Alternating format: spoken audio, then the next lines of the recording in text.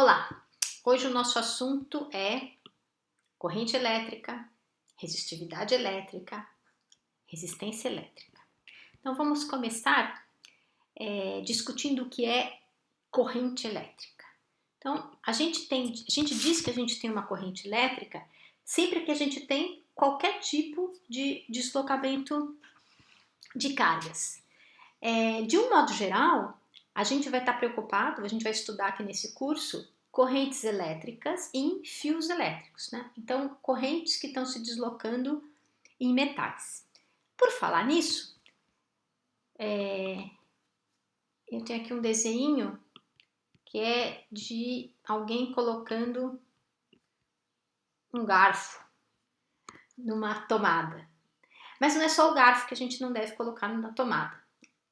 Não é só o garfo que pode ocasionar choque. A gente não deve colocar os dedinhos também na tomada, assim ou assim.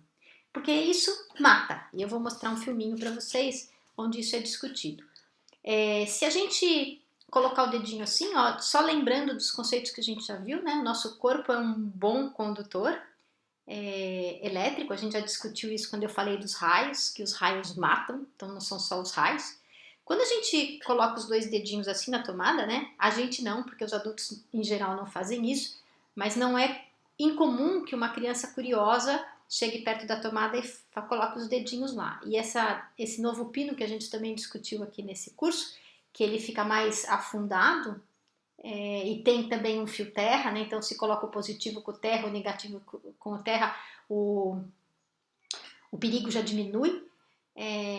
Portanto, essas novas tomadas são de fato mais seguras. Mas se a gente colocar, a gente não, né? A criancinha for lá e colocar o dedo assim, existe uma chance do circuito elétrico, a gente vai discutir circuito elétrico também nesse curso, se fechar no outro dedo. Então pode ser um choque, um susto, uma queimadura.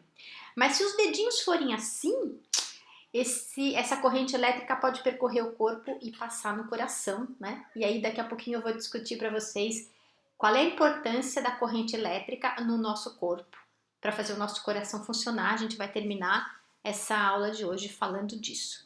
Para começar, eu vou insistir com o dedinho na tomada e eu vou mostrar aqui para vocês, perdão, abri a tela errada. Eu vou mostrar aqui para vocês um vídeo que eu achei falando desse assunto. É rapidinho. Hospital do Buenos Aires, a criança de 1 ano e 3 meses de idade deu entrada no hospital por volta das 3h30 da tarde com parada cardiorrespiratória. A mãe informou aos profissionais da unidade de saúde que a menina havia sofrido um choque elétrico quando colocou o dedo em uma das tomadas da casa. A direção informou que a menina foi atendida por 2 pediatras e um cirurgião. A direção também disse que acompanhou todo o atendimento. Foram feitos todos os procedimentos para reanimar a menina, que não resistiu e morreu. Muito bem. Então isso não é brincadeira, né? É um assunto sério e tem a ver com o que a gente vai discutir hoje. Então eu vou botar aqui mais uma figurinha, ainda com a história do dedinho na tomada ou de choques elétricos. Isso aqui eu tirei do Creative Commons, então é uma figura livre. Eu vou usar ela para depois exemplificar aqui o nosso vídeo. O cabelo da criatura está todo eriçado, né? Então sempre que a gente pensa em choque elétrico, o cabelo vai para cima. Por que isso acontece, né? Então a gente já viu também, eu já falei aqui para vocês sobre o gerador Van de Graaff. E se vocês fizerem uma pesquisa aí no Google sobre filmes que tem o gerador Van de Graaff, ou quando voltar a nossa vida ao normal, que a gente puder fazer uma visita ao laboratório, ao Labdex, lá da UFSC, onde também tem um gerador Van de Graaff, vocês podem ver que, apesar de ser uma eletricidade estática que ele gera, né, se a gente colocar as mãos assim na carcaça do gerador, quem tiver o cabelo mais lisinho, meu cabelo é pesado, mais difícil, mas o cabelo mais lisinho, ele fica lá todo eriçadinho, né? Então, por que isso acontece? Bom, nessas alturas vocês já devem saber, né? Então as cargas de mesmo sinal tendem a se repelir, então elas vão para as pontas. Também temos a história das cargas procurarem as pontas, então elas vão para as pontas do cabelo, são as mesmas cargas, essa coisa, o cabelo fica assim bonitinho, eriçadinho. Mas hoje o meu propósito aqui é explicar para vocês como é que a corrente elétrica é percebida e como é que ela é gerada num condutor.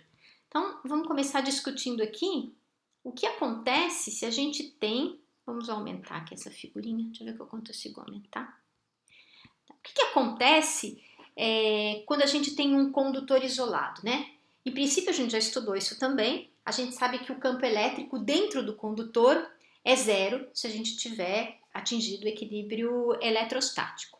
Mas, num metal, a gente sempre tem alguns elétrons que não estão agarradinhos lá no seu átomo. São os elétrons que estão livres e eles podem se movimentar. E o movimento deles é um movimento caótico, que é mais ou menos o que está desenhado aqui, né? Parecido com aquilo que vocês estudaram quando estudaram um gás ideal. Então, as moléculas dentro de um gás também têm um movimento caótico e esses elétrons que estão mais livres dentro do metal, também eles se movem de uma forma caótica. Portanto, não há um fluxo bem definido, a gente não pode dizer que há corrente. Por outro lado, se agora a gente aplicar um campo elétrico externo, então tem aqui o material condutor, aqui tem um campo elétrico interno, né? Campo elétrico interno, a gente vê que tem esses elétrons vão sentir uma força que é Q vezes E. Eu falei externo erroneamente, né? Se eu estou lá dentro do metal, eu tenho que fazer esse campo elétrico atingir os elétrons lá dentro do meu condutor, tá? Então, interno. Então, essa força, ela tem sentido contrário ao campo elétrico, porque a carga dos elétrons é uma carga negativa. Isso gera uma velocidade lá dentro desse meu condutor, que a gente vai chamar de velocidade de arraste, que é uma velocidade que é resultante da existência desse campo elétrico. E ela não é mais uma velocidade tão caótica, ela é uma velocidade que passa a ser mais dirigida. Então eu vou escrever aqui, para a gente ter ideia das grandezas envolvidas. A velocidade caótica, deixa eu ver aqui se eu consigo botar isso aqui embaixo. Então aqui, a velocidade, que é uma velocidade caótica dos elétrons, acreditem ou não, ela é enorme, ela é 10 a sexta metros por segundo.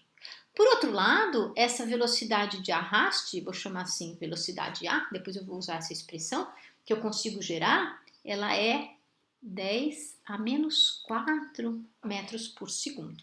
Mas ela está direcionada, né? Então ela é uma coisa que se pode controlar com esse campo elétrico e é ela que vai nos interessar, e não a velocidade caótica, que não deixa de existir, né?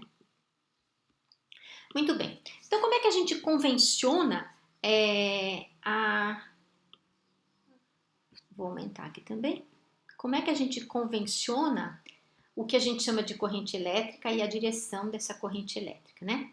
Então, aqui nesse primeiro desenho, a gente sempre diz que a corrente tá sempre tratada como fluxo de cargas positivas. Mas eu acabei de dizer para vocês que no metal, quem tem possibilidade de se deslocar é o elétron. Então, o que a gente de fato tem é um fluxo de cargas negativas. Então, se na corrente convencional o que a gente vê que essa velocidade de arraste é dado pelo fluxo das cargas positivas, não importa se essas cargas livres no condutor são positivas ou negativas ou ambas, eu já vou dar situações em que a gente tem ambas.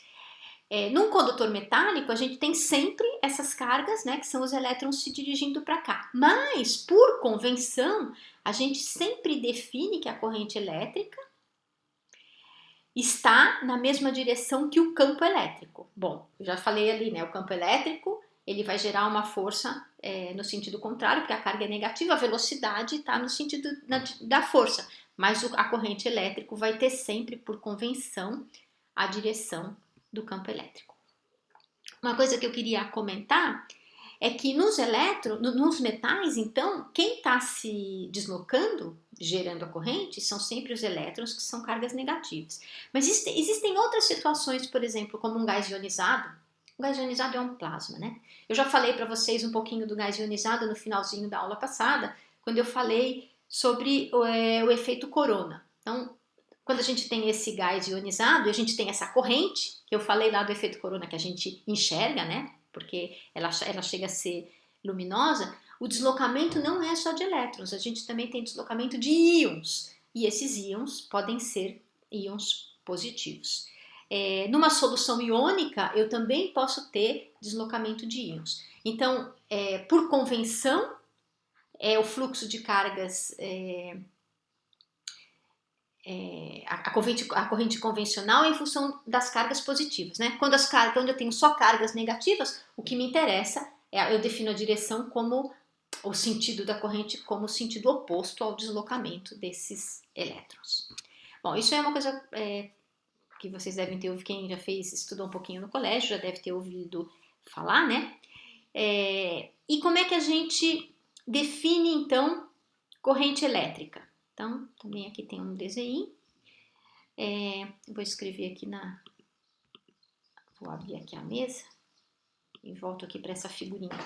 Então, a gente define aqui no texto está escrito I maiúsculo, eu gosto de escrever I minúsculo, né, mas tanto faz.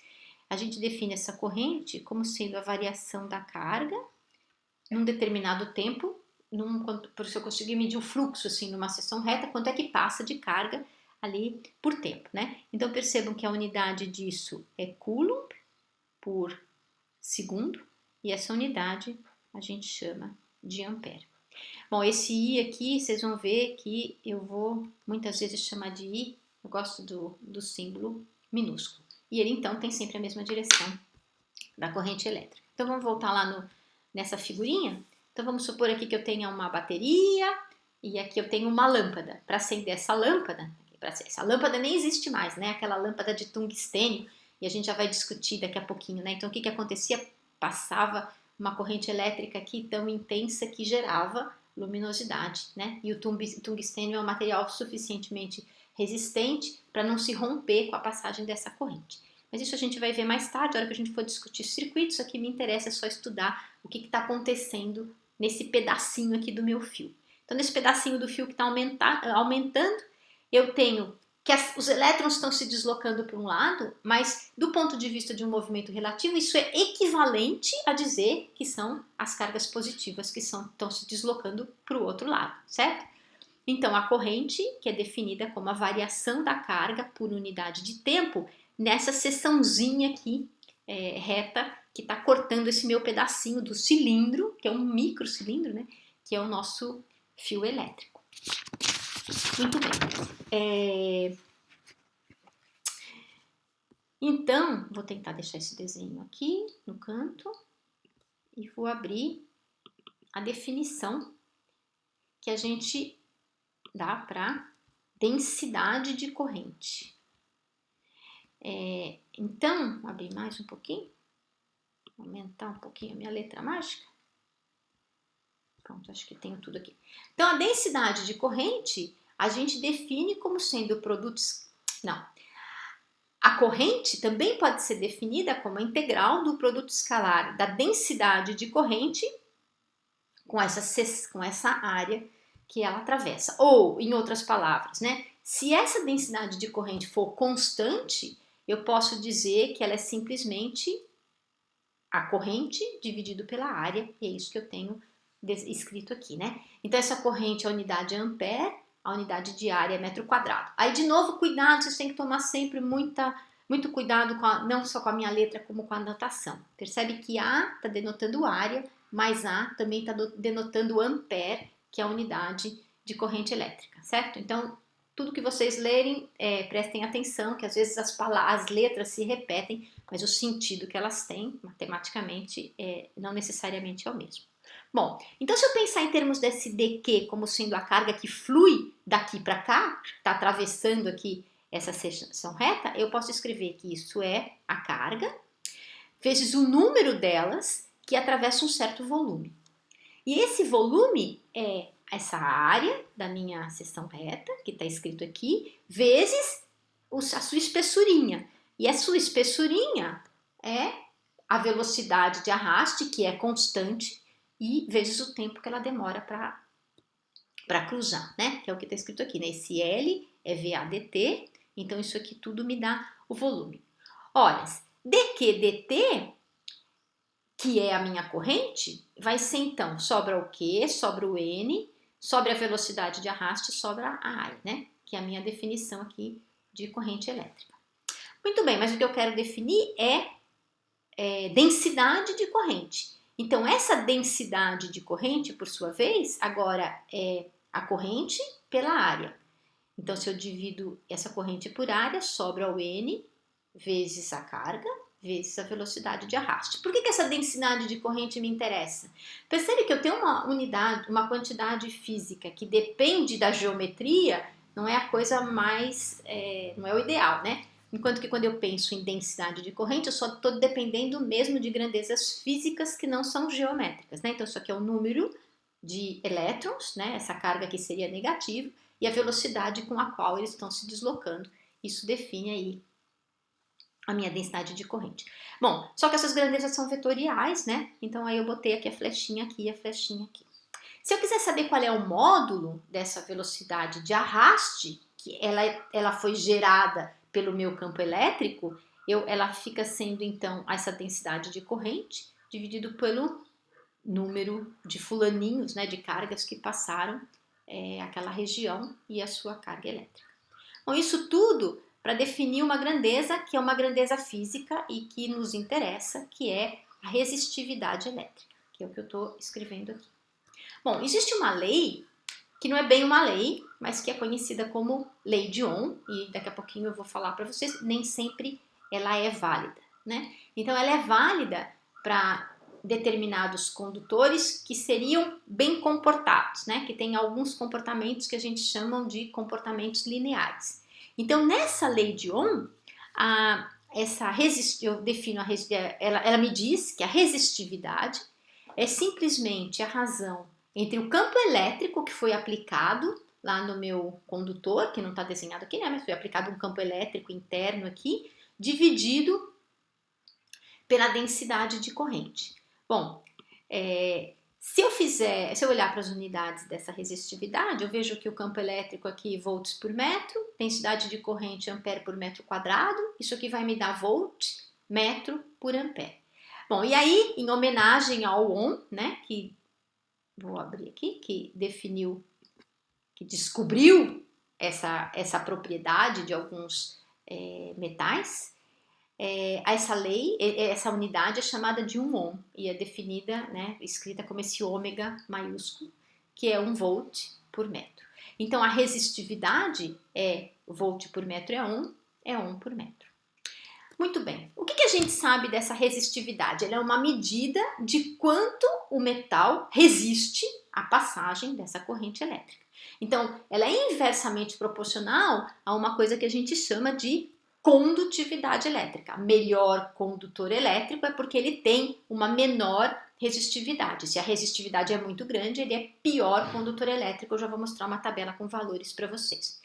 Em geral, um bom condutor elétrico também é um bom condutor de calor, um bom condutor térmico, em geral, né? Existem exceções. Normalmente, quando eu tenho um mau condutor elétrico, como o plástico, por exemplo, ele também é um mau condutor de calor. E uma coisa que a gente sabe, né, que dá para se medir experimentalmente, que essa resistividade, ela varia com a temperatura, né? Então, ela varia dessa forma aqui, essa expressão aqui vocês já viram lá, né, quando estudaram termodinâmica, então tem sempre mais ou menos uma carinha parecida com isso aqui, 1 mais alfa delta T. Então, ela é simplesmente a resistividade numa certa temperatura, que em geral é a temperatura ambiente, mais uma correçãozinha, né? E é claro que essas quantidades vão depender do material. Antes da gente olhar para números, eu ainda quero falar para vocês do que é um condutor ôhmico. Condutor ôhmico é aquele que obedece à lei de Ohm. Então, num condutor ôhmico, a gente tem, se eu fizer um gráfico da corrente pela voltagem que está sendo aplicada para criar o campo elétrico, eu tenho um comportamento linear. É esse carinha aqui, certo? Um condutor não ôhmico, eu não tenho esse comportamento linear. Eu desenhei uma coisa aqui maluca, né? Mas ele pode dar a volta, vir para cá. Então, desde que ele não seja linear, ele é não ôhmico. Bom, se a gente olhar para o condutor ôhmico, eu consigo ver que se eu fiz esse cara linear aqui, eu posso definir uma constante, a tangente dessa reta, né? Que vai ser a voltagem pela corrente. Se eu inverter, escrever voltagem por corrente aqui, eu ainda tenho uma quantidade linear. E para essa quantidade, eu dou o nome de resistência. E a gente vai ver que essa resistência está relacionada com a resistividade daqui a pouquinho. Só para concluir, antes de eu olhar para números, a resistência, essa relação, apesar de eu estar mostrando para vocês que ela pode ser obtida daqui para um condutor ômico, ela vale também para os condutores não ômicos, ela é sempre válida. Mas essa linearidade, ela só existe se o meu condutor for ômico.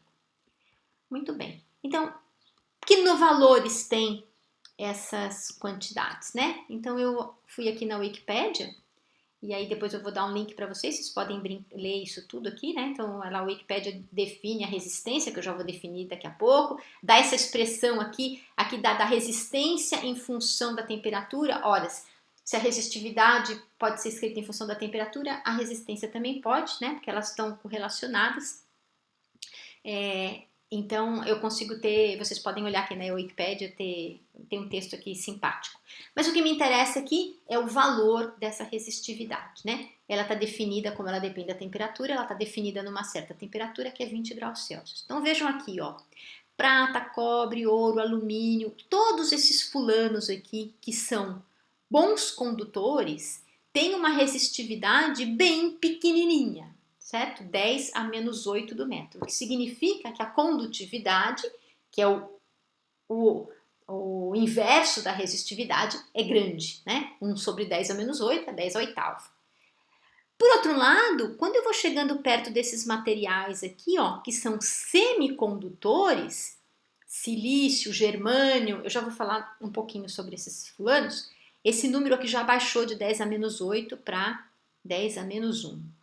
E quando eu pulo para os materiais que são isolantes, olha aqui, vidro, ebonite, PET, esse número pula para 10 a 14, 10 a 24, termina com teflon, né? Sabe o que é o teflon, né? Aquele revestimento aí das panelas que não deixam as coisas grudarem. Isso aí foi inventado para ser utilizado na NASA e depois foi carregado para nossa cozinha.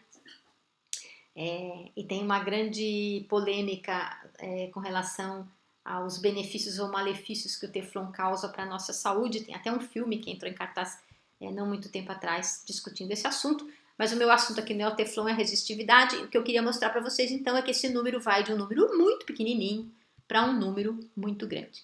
Então, vou mostrar um gráfico que mostra isso. Antes do gráfico eu queria discutir um pouquinho então esses semicondutores, né? O que é a condutividade nos semicondutores? Deixa eu ver se eu não pulei nada aqui. Não, acho que falei tudo que eu tinha que falar. Bom, nos semicondutores, o movimento das partículas, né, que aqui é dado pelo movimento dos elétrons nos condutores, ele pode ser descrito tanto em termos dos movimentos de partículas ou de buracos, né? Então, é uma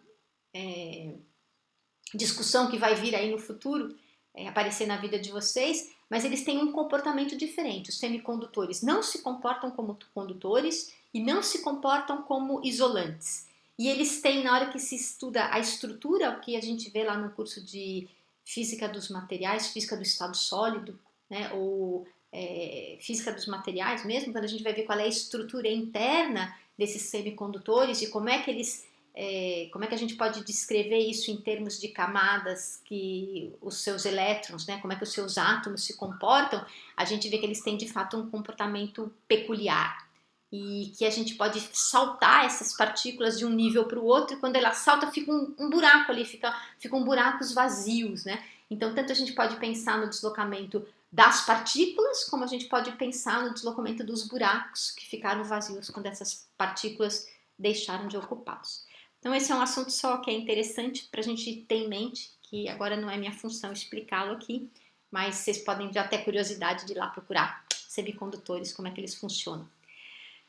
Ok, então vou voltar aqui para mostrar esses gráficos aqui de resistividade para o metal, para um semicondutor e também vou aproveitar e falar um pouquinho sobre supercondutor, né? Então no metal a resistividade aumenta à medida que a temperatura aumenta. Com aquela formulinha que eu coloquei lá para trás, ela tem uma certa inclinação, que é a tangente aqui dessa curva. No semicondutor, a resistividade diminui à medida que a temperatura aumenta. Então, isso pode ser interessante quando eu vou levar um material para o forno, por exemplo, né? Ou quando eu vou levar um material, sei lá, para situações em que a temperatura fique muito alta. Então, ele tem um comportamento diferente do comportamento do condutor. E também existem esses materiais aqui que são chamados de supercondutores, né? Então, o supercondutor também tem um comportamento diferente.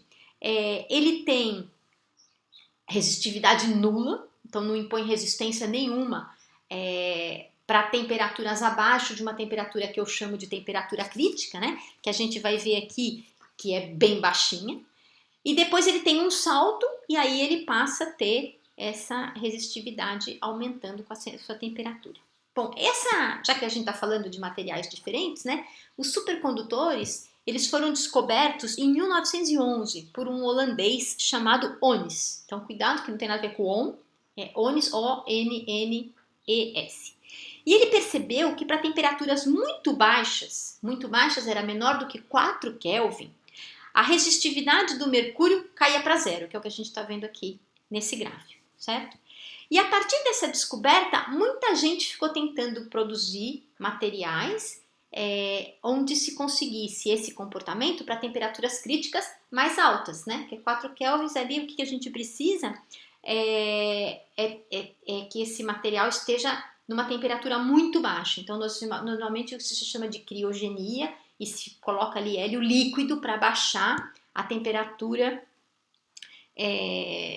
desse material semicondutor para obter essa temperatura crítica, né? Para obter esse comportamento. Muito bem, já que a gente está falando de supercondutor, mais uma curiosidade, então, é a tal da teoria que explica esse comportamento supercondutor. Também não está diretamente relacionado aqui com o que a gente vai falar, mas é muito interessante e eu não vou deixar passar essa oportunidade de falar sobre isso, né? Então, supercondutor, essa teoria BCS, que explica a supercondutividade, ela tem esse nome em função de 3 caras, né? Bardeen, Cooper e Schrieffer. E o que eles fizeram foi explicar essa supercondutividade do ponto de vista microscópico, né? E como é que eles explicaram isso? De um jeito super simpático. A gente sabe que os elétrons são férmions. Então, mesmo que vocês não saibam que são férmions, vocês aprenderam lá no colégio, na química do colégio, a usar aquela distribuição dos elétrons na eletrosfera no curso de química, né? Muito bem, quando a gente fazia isso, vocês aprenderam também, imagino, que esses elétrons, eles obedecem o princípio de Pauli. Então, um jeito simples de falar dos férmions é dizer que são partículas que obedecem o princípio de Pauli, como os elétrons, que a gente está discutindo aqui.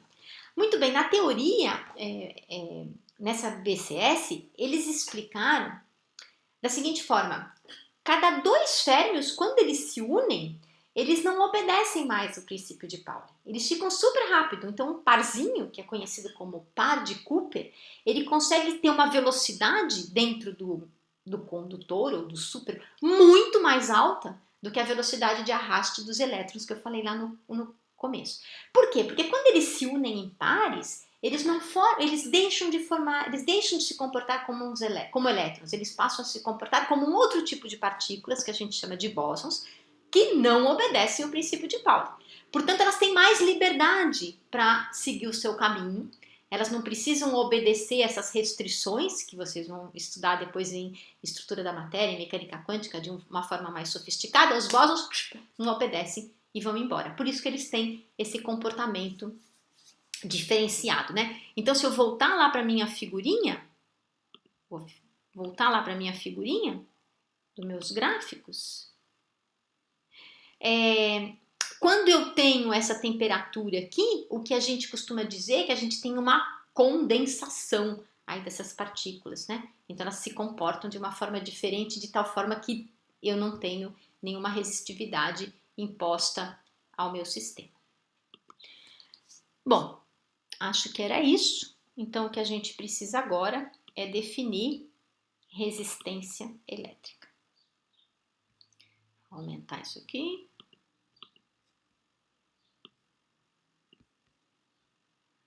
Ok. Então, não importa, não precisam se importar com o que está escrito aqui, não precisam entender, mas isso aqui eu já mostrei para vocês, né? Eu disse que quando a gente olhava para aquele gráfico, a gente era capaz de ver que a resistência, essa quantidade que eu defini ali, ela era dada pela voltagem dividido pela corrente. Bom, enquanto que a resistividade era 1 metro, a resistência é só essa unidade aqui, portanto ela é dada em ohms, né? Então tem aqui a definição da resistividade e da condutividade, que eu não formalizei, mas ela é simplesmente o inverso da resistividade. Então vamos definir essa resistência num condutor cilíndrico, por exemplo, né? Então vamos supor que eu tenha lá condutor cilíndrico, porque o meu fiozinho de metal é um cilindro pequenininho, ele tem um certo, peguei aqui uma seção reta dele, um pedacinho que tem um comprimento L e uma seção reta A. Então de novo eu posso escrever que E é a diferença de potencial aplicada dentre os dois lados, dividido pelo comprimento dele. Isso aqui a gente já definiu, né? Que é a densidade de corrente, que é corrente por área. Portanto, a resistividade, se eu usar essa definição, é simplesmente E por J. Isso aqui vai ser VALI. E o V por I, de novo, cuidado, tá? Que isso aqui é a diferença de potencial, né? Isso aqui é a área, isso aqui é o L. Então, esse V por I é esse cara que eu chamei de resistência, vezes a área, dividido pelo tamanho desse cara. Portanto, essa minha resistência, agora, se eu inverter essa expressão, ela vai ser ρ vezes L por A.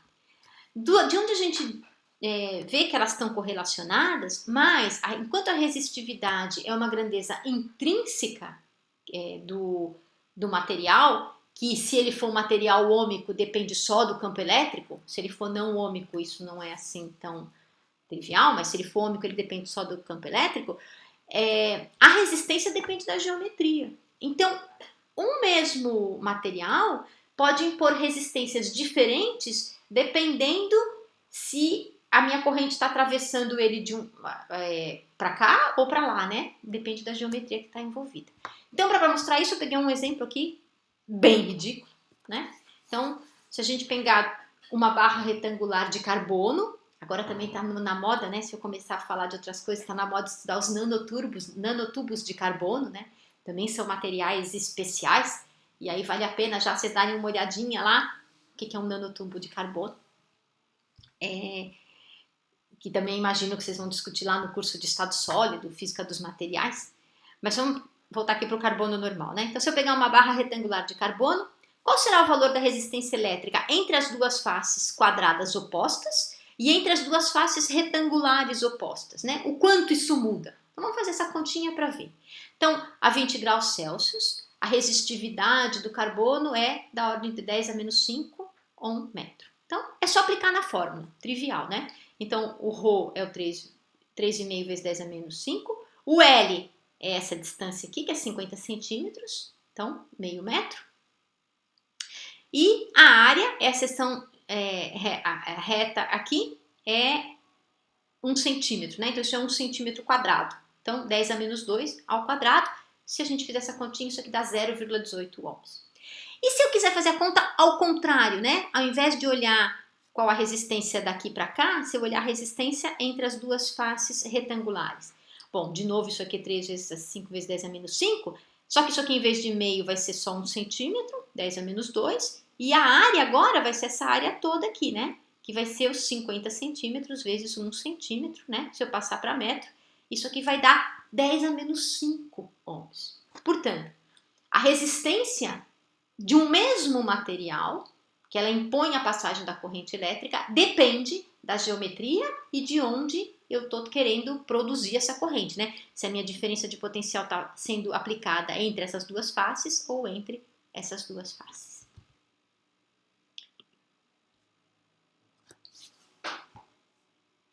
É isso. Então, vamos ver o que é o efeito Joule, né? O efeito Joule, na verdade, ele é um modo da gente discutir transferência de energia elétrica em circuitos elétricos, né? E que dependem de condutores. Então vamos relembrar aqui que a nossa diferença de potencial, deixa eu ver se não esqueci nada.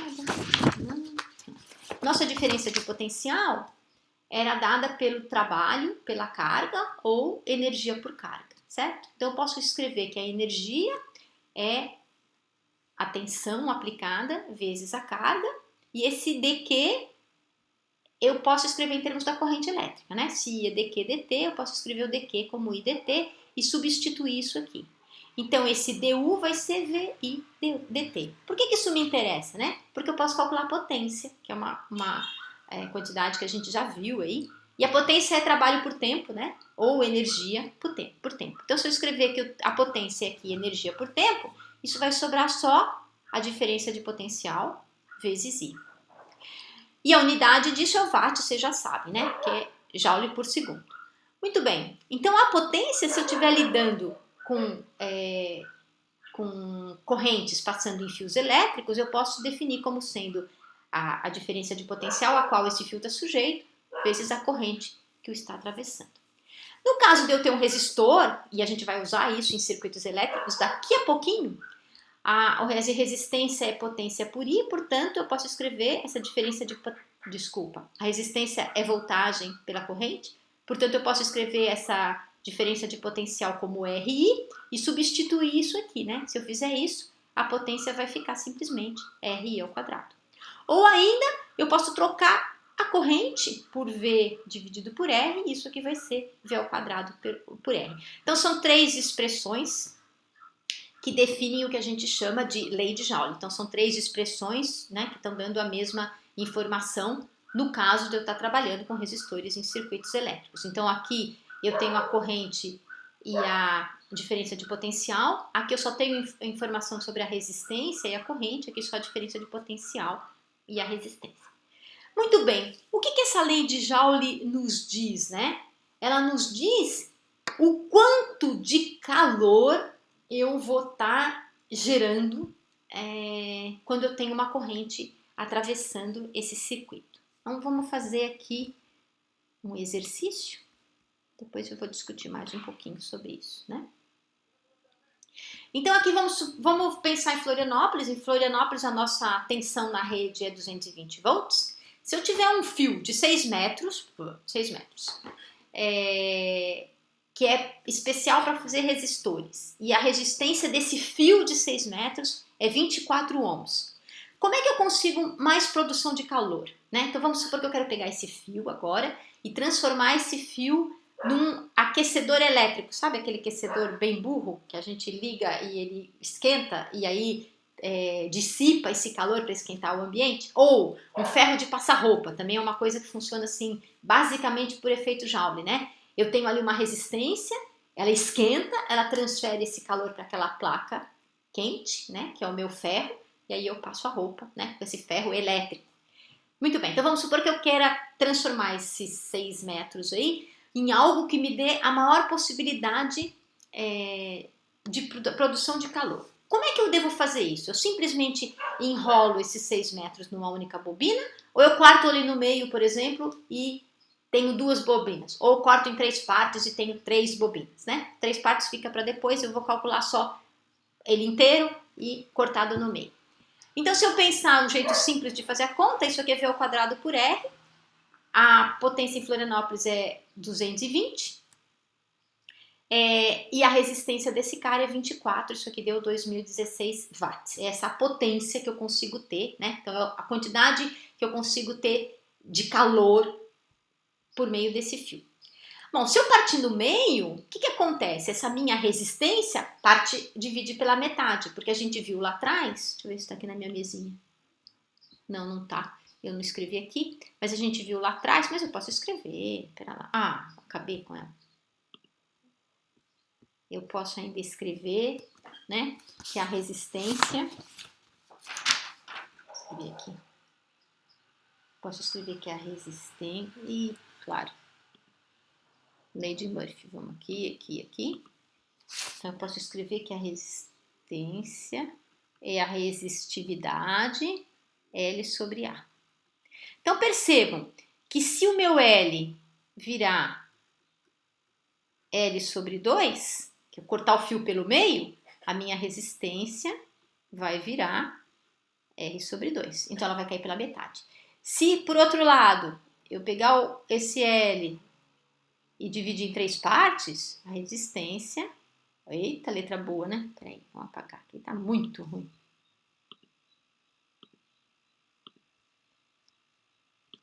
Então, a resistência vai se transformar na resistência sobre 3, né? É só aplicar, a resistividade é a mesma, é o mesmo material, eu estou diminuindo aqui esse comprimento, portanto, a resistência diminui com o comprimento. Muito bem, então significa que se eu voltar aqui, essa minha potência vai ser V ao quadrado sobre a nova resistência. Então, se 6 metros era 24, metade dele, a resistência é 12. Isso aqui dá 4.033 watts por pedaço. Então, se eu tiver 2 pedaços, eu tenho 8.000 watts. Então, aqui, o pedaço inteiro é 2.000, 2 pedaços iguais é 8.000. E aí, vocês podem fazer a conta, dividido isso em 3 pedaços ou em 10 pedaços. E vocês vão ver que eu vou tendo potência, vou conseguir gerar mais calor se eu dividir esse fio em pedaços menores. Um assunto que eu gosto muito, do qual eu gosto muito, né, que eu até sugeri aqui para ser estudado na nossa conversa em aula, que é a tal da guerra das correntes, na qual se envolveu Tesla e vários outros personagens. A gente ainda vai ter oportunidade de falar sobre isso aqui ao longo do curso.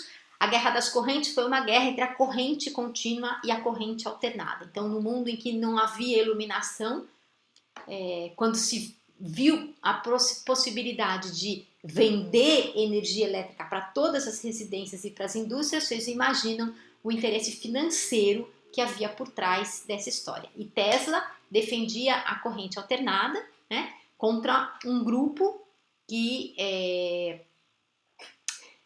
queria a corrente contínua. Por que eu estou falando disso? Eu estou falando disso por causa do efeito Joule, né? Um problema da corrente contínua é que se a gente quer transmitir essa corrente por longos espaços, né, da indústria, do lugar onde ela é gerada até uma indústria, ou do lugar onde ela é gerada até uma residência, ela vai se perder por efeito Joule, ela vai esquentar o fio e ela vai perder potência por efeito Joule. Por outro lado, a corrente alternada, que a gente vai discutir depois, ela não tem esse problema, mas ela requer esses cabos de alta tensão perigosíssimos que ficam aí por cima das nossas cabeças aqui no Brasil. Em alguns países eles já foram todos colocados submersos, né? Aqui só em poucos locais eles estão submersos, em geral eles vão pelo ar. E esses cabos de alta tensão, se eles caem em cima do carro, como a gente já discutiu na aula passada, de fato, eles são perigosos. Então, isso que tem a ver com o efeito Joule. Para finalizar, eu queria terminar a aula com uma curiosidade, né? Então, o que tem a ver a corrente elétrica com o nosso coração? Tudo, né? Então, vou botar aqui uma foto do coração. Vou aumentar essa foto aqui. Então, o nosso coração, aí quem estudou biologia, sabe que ele tem 2 átrios e 2 ventrículos, mas ele tem umas outras coisas interessantes, né? Ele tem o nó átrio-ventricular, que fica na separação entre os 2 átrios e os 2 ventrículos, e ele tem esse fulano aqui que eu gosto, é dele que eu quero falar, que é o nó sinoatrial, também conhecido como marca-passo. O que o nó sinoatrial faz? Ele gera uma corrente, né, que vai ser disparada no coração. Quando ele gera essa corrente, o nosso coração reage mecanicamente. Então, esse bombeamento que acontece no coração, ele é o resultado de uma corrente elétrica que é disparada por nós mesmos. Olha que coisa incrivelmente sensacional, né? E quando a gente faz aquele QRS, que mede o QRS, que é aquele eletroencefalograma, né? O que ele faz? Ele vê o sinal elétrico que é gerado quando essa corrente é disparada no nosso sinoatrial, né? E o que isso aí me remete a um filme que fala sobre um desfibrilador. Então vamos supor que tenha lá o coitado do jogador de futebol desavisado, que não sabe nada de ciência, né? Então, ele tem um letramento científico insuficiente e ele obedece ordens de um técnico e de um gerente do clube que também são analfabetos científicos. Então, tá chovendo e o jogador tá lá sujeito a uma tempestade.